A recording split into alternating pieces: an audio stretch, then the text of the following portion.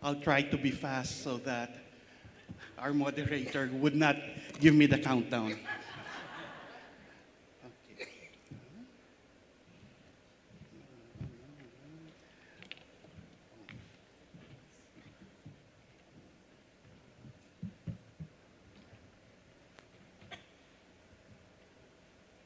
Why is this? It went backwards. Huh? Okay. So earlier in the panel, Professor Mike Hardy touched on polarization, and I would be zeroing it on this topic. My topic will be about the need for non-polarizing communicators.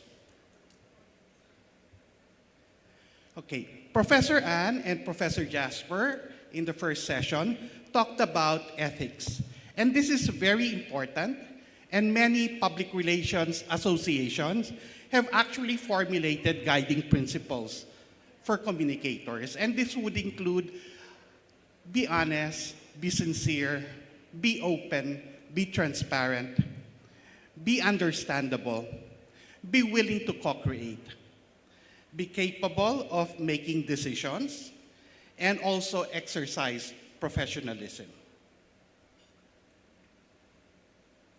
Now, the guiding principles are needed because we are living in an increasingly polarized world. The Edelman Trust Barometer results, they divided the countries into highly polarized, moderately polarized, and low polarization. And we would see that the countries with high polarization would include Argentina, US, Spain, Colombia, Sweden, a little bit with South Africa, South Korea, and Brazil. Indonesia, we're very fortunate, is a country low polarization. And this polarization is happening because institutional leaders are being mistrusted. They're not being trusted anymore. Government leaders, journalists, CEOs are being distrusted. If our leaders are being distrusted, then society as a whole becomes polarized. And those that are being trusted are more on an interpersonal level. So you would be trusting your neighbor, your coworkers, and luckily scientists like us are still being trusted.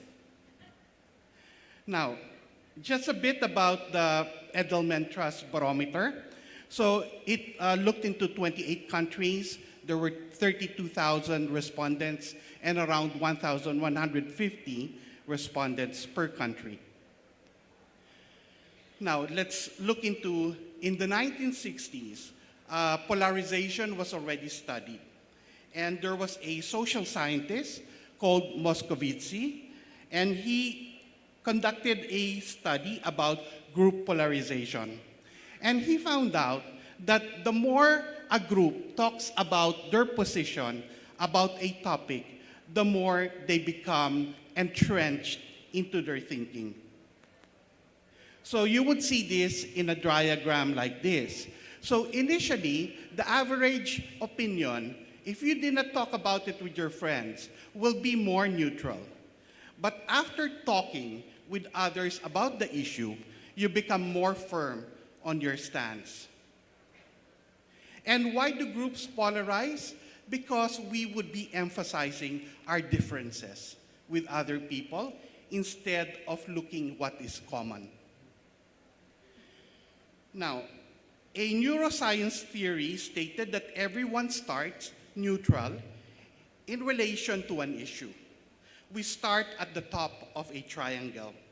Then we start slowly sliding down the triangle. We can slide to the right or to the left, whether favorable or unfavorable to a particular issue. But once we slide down, it is very difficult to climb back up again and have a neutral position. And that's why we become more entrenched into our belief. Now, let us relate this to social media.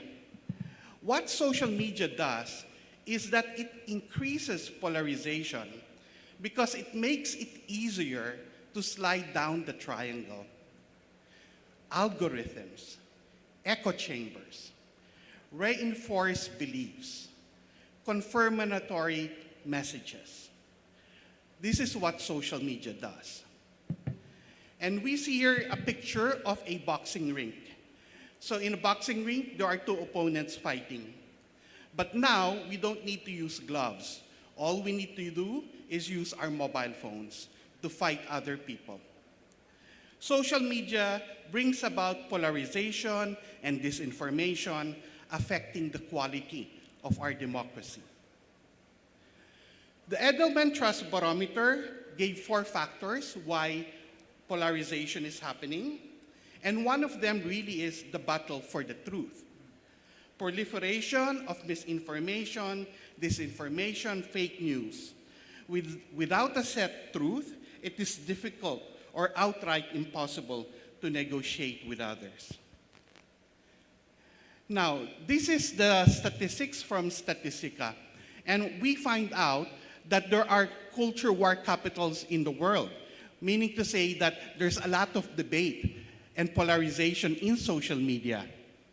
And we find out that the capital cities with most polarization, or the countries, will be US, Spain, Argentina, Brazil, South Africa. And that's why it coincides with the Edelman Trust Barometer earlier.